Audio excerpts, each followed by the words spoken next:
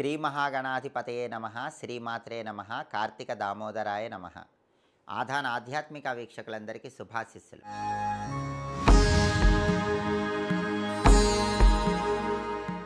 కార్తీక అమావాస్య పోలిస్వర్గ దీపం సందర్భంగా ఎలాంటి విధి విధానాలు పాటిస్తే అద్భుతమైన ఫలితాలు కలుగుతాయో ఈ వీడియోలో మనం తెలుసుకుందాం.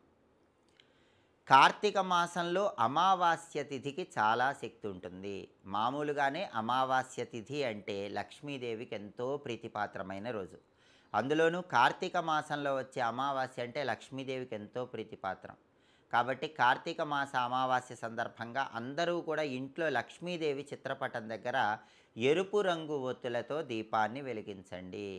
నువ్వుల నూనె పోసి ఎరుపు రంగు ఒత్తులతో లక్ష్మీదేవి చిత్రపటం దగ్గర దీపం పెడితే కార్తీక అమావాస్య రోజు లక్ష్మీ కటాక్షం సంపూర్ణంగా కలుగుతుంది. అలాగే లక్ష్మీదేవికి ఇష్టమైన గంధం ఒకటి ఉంటుంది. దాన్ని అంగారు గంధం అనే పేరుతో పిలుస్తారు. ఈ అంగారు గంధాన్ని పద్మపుష్పాలతో తయారు చేస్తారు. కాబట్టి అంగారు గంధంతో లక్ష్మీదేవి చిత్రపటానికి బొట్లు అలంకరణ చెయ్యండి. అలాగే లక్ష్మీదేవికి కార్తీక అమావాస్య సందర్భంగా బెల్లం పొంగలి నైవేద్యంగా సమర్పించండి.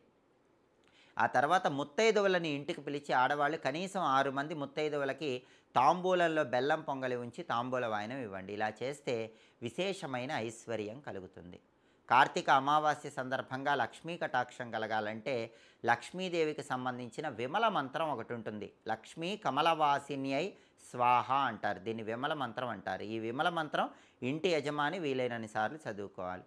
యజమానురాలైతే ఓం శ్రీం శ్రీయై నమః అనే మంత్రాన్ని 21 సార్లు చదువుకోవాలి. కార్తీక అమావాస్య సందర్భంగా ఈ ప్రత్యేకమైన విధులు పాటిస్తే ధనలక్ష్మీదేవి సంపూర్ణమైన అనుగ్రహం కలుగుతుంది. అలాగే కార్తీక మాసంలో అమావాస్య రోజు చేసే కార్తీక స్నానం విశేషమైన ఫలితాలను కలిగిస్తుంది. కాబట్టి వీలైతే సూర్యోదయానికి కనీసం అరగంట ముందు చన్నీళ్లతో కార్తీక స్నానం చేయండి. సాయంకాలం పూట దేవాలయ ప్రాంగణంలో దీపదానం చేయండి. కార్తీక అమావాస్య రోజు దీపదానం అమ్మవారి ఆలయ ప్రాంగణంలో కానీ, శివాలయ ప్రాంగణంలో కానీ, విష్ణు ఆలయ ప్రాంగణంలో కానీ చేసినట్లయితే అమోఘమైనటువంటి శుభ ఫలితాలు కలుగుతాయి. అలాగే కార్తీక అమావాస్య సందర్భంగా చేసే అన్నదానం కొన్ని వేల జన్మల పాపాలు పోగొడుతుంది. కాబట్టి దేవాలయ ప్రాంగణంలో భక్తులకి పులిహోర పంచిపెట్టడం లేదా వస్త్రదానం చేయటం ఇలాంటివి చేయండి. అన్నదానం అయితే ఉత్తమ ఫలితాలు కలిగిస్తుంది. అలాగే రావి చెట్టు దగ్గర దీపం తప్పకుండా పెట్టండి. కార్తీక అమావాస్య సందర్భంగా దగ్గరలో ఉన్న రావి చెట్టు దగ్గర ప్రమిదలో ఆవాల నూనె పోసి 12 ఒత్తుల దీపం 12 ఒత్తుల దీపం వెలిగించండి. దానివల్ల పితృదోషాలు తొలగిపోయి సమస్త శుభాలు చేకూరతాయి. కార్తీక అమావాస్య సందర్భంగా ఈ విధులు పాటించండి. ఉత్తమ ఫలితాలు ఖచ్చితంగా కలుగుతాయి. అలాగే అమావాస్య పూర్తి కాగానే మర్నాడు పోలిపాడ్యమి దీపాన్ని వెలిగించాలి. కార్తీక అమావాస్య పూర్తి కాగానే మర్నాడు మార్గశిర మాసం ప్రారంభమవుతుంది. మార్గశిర మాసంలో మొట్టమొదటి రోజును పోలిస్వర్గ దీపం రోజు పోలిపాడ్యమి అనే పేర్లతో పిలుస్తారు. ఈ పోలిపాడ్యమికి ఎందుకంత ప్రత్యేకత ఉంది? పోలిస్వర్గ దీపాన్ని ఎందుకు వెలిగించాలంటే కార్తీక మాసంలో దీపాలు వెలిగించటం, దానాలు ఇవ్వటము, పూజలు చేయటం వీలు కాని వాళ్ళు కార్తీక అమావాస్య మర్నాడు అంటే మార్గశిర పాడ్యమి రోజు పోలిపాడ్యమి రోజు పోలిస్వర్గ దీపం అనే ఒక ప్రత్యేకమైన దీపం పెడితే కార్తీక మాసంలో 30 రోజులు స్నానం చేసిన ఫలితం కలుగుతుంది. 30 రోజులు దీపాలు వెలిగించిన ఫలితం కలుగుతుంది. 30 రోజులు దానాలు చేసిన ఫలితం కలుగుతుంది. అది పోలిపాడ్యమికి ఉన్నటువంటి ప్రత్యేకత. కాబట్టి అందరూ కూడా పోలిపాడ్యమి రోజు పోలిస్వర్గ దీపం అనే పేరుతో ఒక ప్రత్యేకమైన దీపాన్ని వెలిగించుకోవాలి. మరి ఈ పోలిస్వర్గ దీపము పోలిపాడ్యమి దీపం ఎలా వెలిగించుకోవాలంటే అందరూ కూడా సూర్యోదయానికి పూర్వమే తెల్లవారుజామునే ఆడవాళ్ళు దగ్గరలో ఉన్నటువంటి నది దగ్గరకు కానీ, చెరువు దగ్గరకు కానీ వెళ్ళాలి. అరటి దొప్పలు తీసుకొని వెళ్ళాలి. అరటి దొప్పలు తీసుకొని వెళ్ళి ఆ అరటి దొప్పలో తడి బియ్యపు పిండిని 2 వైపులా గోడలాగా ఏర్పాటు చేయాలి. ఒక అరటి దొప్ప తీసుకొని ఆ అరటి దొప్పకి అటువైపు ఇటువైపు తడి బియ్యపు పిండిని ఒక గోడలాగా కట్టాలి. ఆ మధ్యలో ఆవు నెయ్యిలో ముంచినటువంటి పువ్వొత్తులు అంటే కుంభవొత్తులు వేసి దీపాలు వెలిగించి వాటిని పారే నీళ్ళల్లో వదిలిపెట్టాలి. వీటిని పోలిస్వర్గ దీపాలు, పోలిపాడ్యమి దీపాలు అనే పేర్లతో పిలుస్తారు. కాబట్టి ఆడవాళ్ళందరూ ఖచ్చితంగా ఈ విధి విధానం పాటించండి. అయితే ఎన్ని ఒత్తులు వేయాలి? 33 ఒత్తులు వేస్తే అద్భుత ఫలితాలు కలుగుతాయి.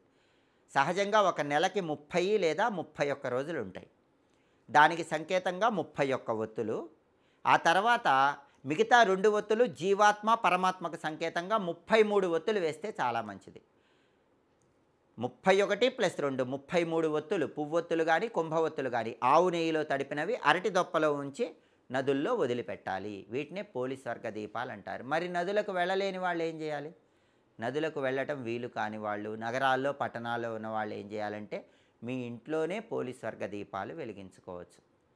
ఇంట్లో పోలి స్వర్గ దీపాలు ఎలా వెలిగించుకోవాలంటే, మీ ఇంట్లోనే ఒక రాగి పాత్రలో కానీ, ఇత్తడి పాత్రలో కానీ నీళ్లు పోయండి. ఆ నీళ్ళల్లో అరటి దొప్పల్లో ఒత్తులు వేసి దీపాలు వెలిగించుకోండి. అయితే అరటి దొప్పలు అందుబాటులో లేవనుకోండి, అప్పుడేం చేయాలి? అరటి దొప్పలు అందుబాటులో లేకపోతే రాగి పాత్ర లేదా ఇత్తడి పాత్రలో నీళ్లు పోసి, ఆ నీళ్ళల్లో ఒక రాగి పళ్ళెం లేదా ఇత్తడి పళ్ళెం ఉంచండి. ఆ పళ్ళెల్లో అయినా సరే ఆవు నెయ్యిలో తడిపినటువంటి కుంభవొత్తులు, పువ్వొత్తులు 33 వేసి దీపాలు వెలిగించుకోవచ్చు. ఇలా కార్తీక అమావాస్య మర్నాడు మార్గశిర పాడ్యమి, పోలి పాడ్యమి రోజు ఇలా దీపాలు వెలిగిస్తే వీటిని పోలి స్వర్గ దీపాలు, పోలి పాడ్యమి దీపాలు అనే పేర్లతో పిలుస్తారు. ఈ దీపాలు వెలిగించుకుంటే కార్తీక మాసం 30 రోజులు దీపాలు వెలిగించిన ఫలితం కలుగుతుంది. సమస్త శుభాలు చేకూరతాయి. జన్మజన్మల పాపాల నుంచి సులభంగా బయటపడవచ్చు. ఒకవేళ నదికి వెళితే మాత్రం నదిలో అరటి దొప్పల్లో దీపాలు వెలిగించాక మీకు వీలైతే నదీ తీరంలో 365 ఒత్తుల దీపాలు కూడా వెలిగించుకోండి. ఉసిరిక దీపాలు వెలిగించుకోండి. పిండి దీపాలు వెలిగించుకోండి. ఈ పోలిపాడ్యమి రోజు నదీ తీరంలో ఏ దీపాలు వెలిగించినా అత్యద్భుతమైనటువంటి శుభ ఫలితాలను సిద్ధింపజేసుకోవచ్చు. కాబట్టి కార్తీక అమావాస్య, పోలిపాడ్యమి సందర్భంగా ఈ విధి విధానాలు పాటించండి. సమస్త శుభాలను సిద్ధింపజేసుకోండి. ఇంకా ఇలాంటి ఆసక్తికరమైన విశేషాంశాలు తెలుసుకోవాలంటే ఆధాన్ ఆధ్యాత్మిక ఛానల్ని తప్పకుండా సబ్స్క్రైబ్ చేసుకోండి. సర్వే జనాః సుఖినో భవంతు. స్వస్తి.